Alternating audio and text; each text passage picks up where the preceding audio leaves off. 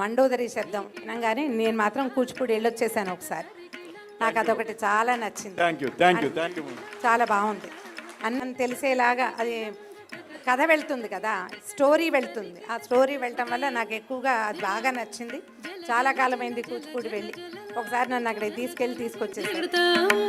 జల జల జల జల జల జలలాడుచు జల జల జల జల జల చరములు కిల కిల కిల కిల కిల కిలలాడుచు కిల కిల కిల కిల జల జగక ధణం ధణం తకణం తక తక ఝం తక తకణం తరికిట తక ఝం తరికిట తక ధిత్తా తదిగిడ రావణాసురుడుగాంచి హైమవతిగా తలంచి మోహితుడై సమ్మోహితుడై కిడదకతా పుట్టే తక్క కిట్ట తక్క కిడదక తరగిడతోం కిడదక తరగిడతోం కిడదక తరగిడతోం లంకేశుండిటు విమల కోమల.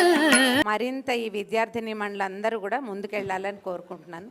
అయితే హేమ నాతో మాట్లాడినప్పుడు ఆ బాగా చేయించిన తను ప్రతి ప్రదర్శనలో ఇంచుమించుగా కనిపించింది.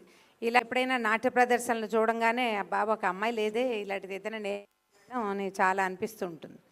నాకు ప్రతిక్షణం ఏమనిపిస్తుందంటే పిల్లలు స్టేజ్ మీద నాట్యం చేస్తుంటే వీళ్ళు ఎంత కష్టపడుతున్నారు, వీళ్ళ అమ్మ నాన్న ఎన్ని గంటలు పడుతున్నారు, తర్వాత వీళ్ళ టీచర్లు ఒక చోట నుంచోరు కదా, కొంచెం కష్టం పిల్లల్ని నుంచోబెట్టడం.